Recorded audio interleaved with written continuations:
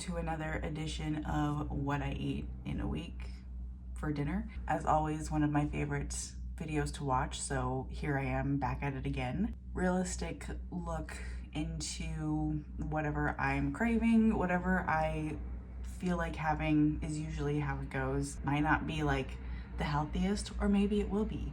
It might be a piece of bread for dinner, or I might have like a whole roasted chicken. You never know. Here we go. Let's have fun. Tonight, I really don't feel like doing a whole lot, so I'm going with one of my go-to dinners, cheese. Obviously, it's not the healthiest if I'm eating cheese and bread for dinner, but whatever. I'm adulting, and I deserve this. Camembert. It looks like brie. It tastes similar, but I like Camembert just a little better. It's like got that good funk, you know? It's got that little rind on it.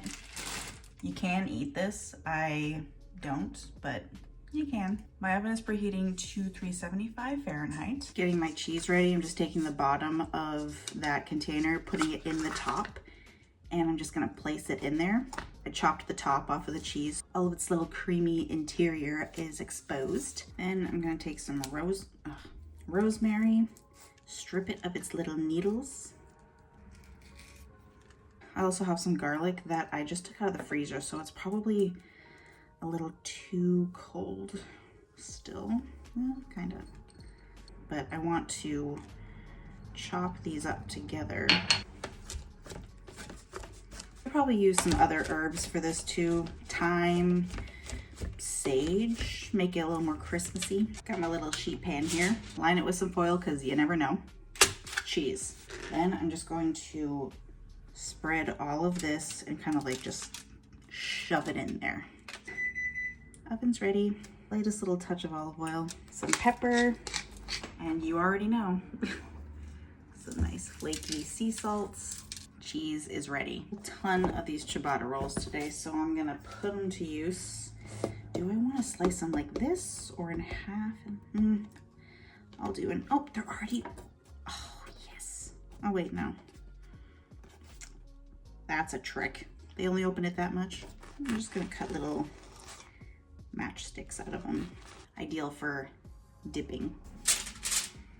This is probably way too much bread, but like, is there such a thing? Olive oil, pepper. This gets some salt too. These are going into the oven. I don't know how long I cook this for until it gets like jiggly. I'm gonna check it at like 15 minutes and see how we're doing. Bread, I'm just gonna toast until I like the way it looks. See that jiggle? Yum. Puffed up a little bit. Ooh, oh, it's kind of dark. Let me put the light on. Oh yeah. Here. I love, oh my gosh, look how soft it is.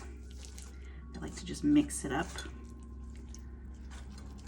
Crunchy garlic pieces and that soft gooey cheese. It's like your personal fondue. Take a bit of it and just spread it on. But look at that.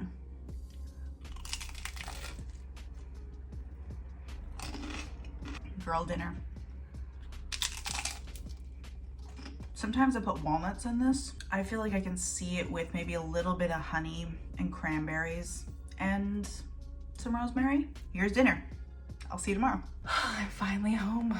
Goodness, what a day. I want nothing more to be in my comfy cozies and in bed, but I need to eat something. I've been thinking about this idea of like a cheesesteak pasta for a long time, so I'm gonna try to make that.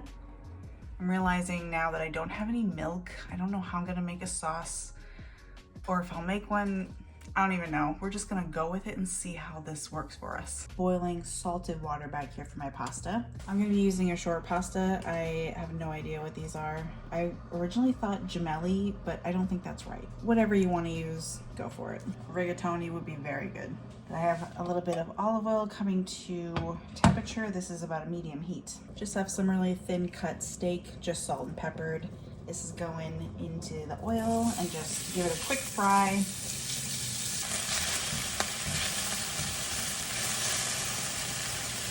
I'm gonna take my meats out.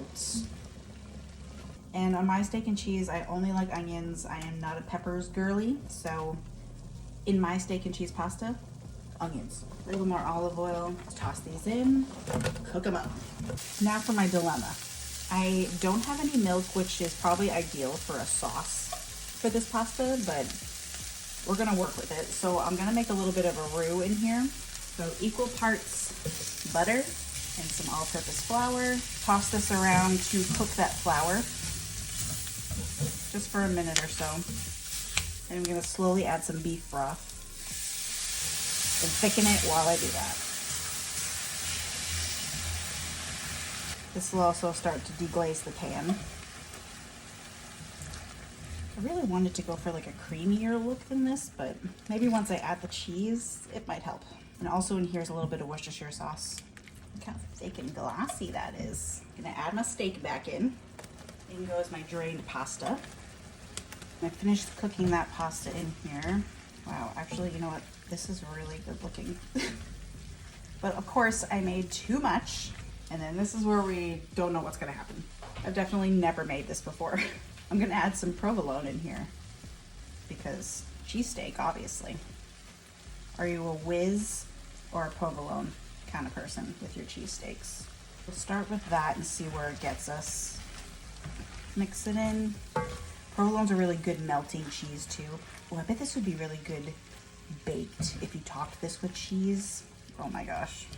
See, that's starting to melt like this stringy. Ooh.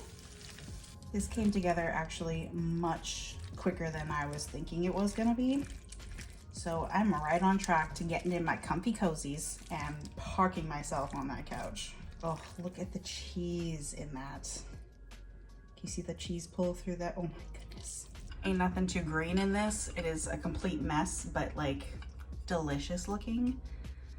So this is just comfort meal 101. A little steak, onion, pasta, cheese. Oh my God. It's very good, very comforting. So easy, it came together in less than a half an hour. Wow, I'll see you tomorrow. Tonight, I feel as though I want like a meatball sub. My oven is preheating to 375. I'm using some of my meatballs that I prepped the other day in my freezer prep video that was a couple back. I'll link it down below. I also really want fried pickles, so I might go for it. Meatballs are in the oven, doing their thing, reheating. Pickles. I just chopped up, I just want a little side, so I just made some little chippies out of these delicious boar's head kosher dills. I have some panko here. I mixed in salt, pepper, garlic powder, and onion powder. And my little binder is my burger sauce that I always make. I usually, when I make fried pickles, I make the burger sauce and then I add an egg to it, but I don't feel as though I want to right now, so hopefully all will be good. But pickle, coat it in the sauce, press it into the panko. And there's my little fried pickle. Pan with just some oil, medium heat, plop them in, and cook them until they are golden brown delicious on both sides. I don't know about you guys, but I cannot find a good fried pickle out there to tie myself with, so I always have to make my own. I don't mind, they're delicious. Carefully put them on a paper plate to drain the excess oil. They didn't come out exactly how I'd like because I didn't use the egg in the batter, so some of it fell off, but it's okay. Getting the job done. I'm all right with it. Okay, so a lot of the batter came off, so it was a fail for me. Use egg in your batter, kids. Immediately hit them with a little salt. I got my buns buttered up, salts. Oh, I forgot to put pepper. And a little bit of garlic powder. These are going under the broiler until I deem fit. My little bricks of cold meatballs are out of the oven now. Toasty, toasty. I think I want to try to cut these in half just so that they sit better in the sandwich. Oh yeah. I feel like I kind of want an open face situation. So I think that's what I'll do. I'm gonna use some of my dad's tomatoes that he canned from the garden. Don't tell him. Actually, you know what? I think he gave these to me, so I think it's fine. Not a huge like saucy sauce girly, and these have such a good light flavor, and I'm just gonna put some down on the bun here. Got some sliced mozzarella that I got from the deli. And then I'm just gonna place my meatballs. I'm gonna put some more of the tomatoes on top of here. And then another slice of my cheese. I'm gonna put this back in the oven under the broiler, watch it so it doesn't burn, but that is that. And the top here, I'm just gonna have it as a little snack because I'm starving. Oh yeah, that's good stuff. There it is. I am very, very much into this right now. Oh no. They're still delicious, even though they're falling apart. Now, the question is, how do I eat this thing? Unhinge my jaw? Well,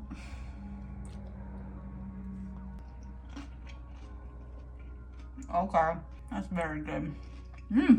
I'll see you tomorrow. What a long day. I do not have the energy to make anything, so I am shortcutting things tonight.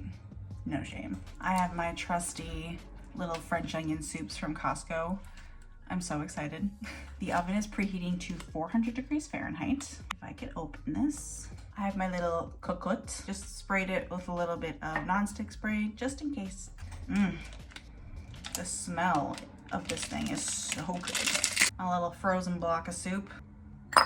Pop it in the oven, 20 minutes. It's going to be perfect. There are microwave instructions, I believe, to this, but it's always better in the oven, so I can wait 20 minutes. I'll have a snack. I'm ready to eat my hands off. I was wanting to do a vegetable, but I just don't have it in me today.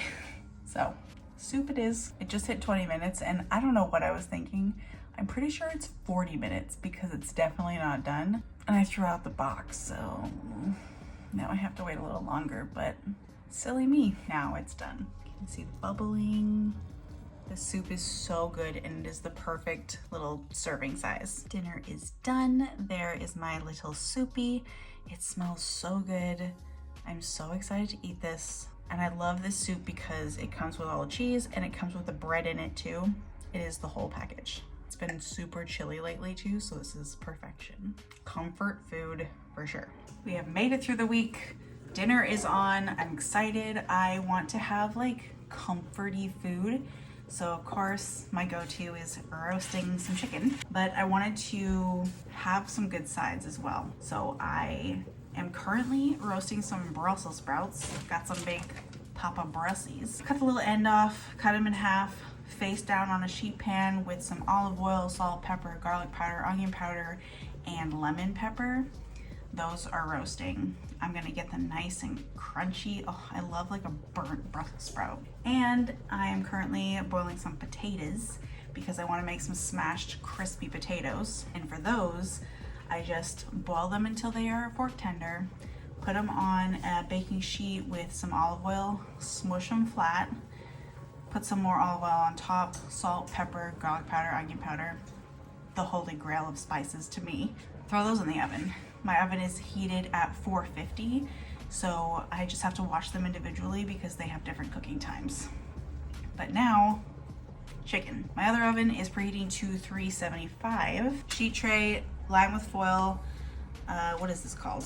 Like a cooling rack. I just use them, or if you have like a broiler pan, that's what my mom uses. I sprayed this with some non-stick spray as well because like the cleanup is a lot easier that way. Boneless. Just kidding. They're bone-in, skin-on chicken thighs. Spread them out. I know I say this every time, but I love chicken skin. It's so good when you roast it. I'm gonna just play some Tetris here. Pat these a little drier. You're probably like, Megan, what are you talking about? You're just gonna put oil on these. But something happens to it. I don't know the words, but I know that dry skin is crispy skin, even if it has oil on it. Just do as I say and don't question it. But really, if someone has the answer, just like, you can write in the comments. A little bit of olive oil on the skin. some salt. This is just how my mom always used to make this. You can obviously use whatever spices you like. A lot of black pepper, some garlic powder, and some onion powder. These are going into my 375 oven, and depending on how big the thighs are, it's like around 40 to 50 minutes. And then I put it on broil just at the end to really crisp the skin up, but watch it if you do that, don't burn anything. These get so crunchy and delicious, especially in like the little craggy pieces of them. Oh. And these are potatoes. Season them liberally. They can take it.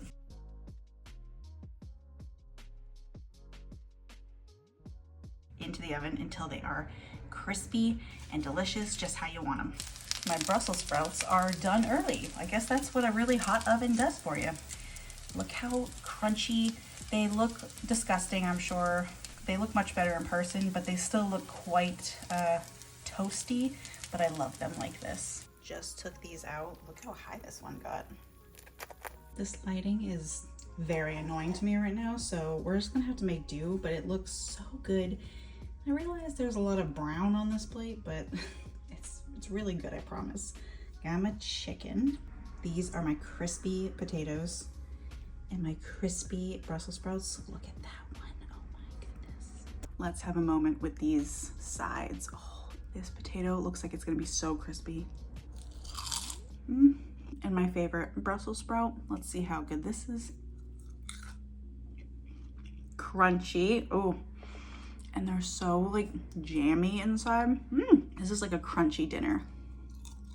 Chicken, golden brown, delicious. I think I should have let them broil a little longer, but everything was smoking up, so I was like, oh, let's just not. That is so good. It really just like brings me back to childhood. My mom made this chicken all the time, and she still makes it. Thank you for following along with me this week. Hope it was fun. Hope you got some inspiration. As always, if I have any inspiration or recipes that I used, I will link them down below in the description. But thank you for joining me, and I will see you in the next one.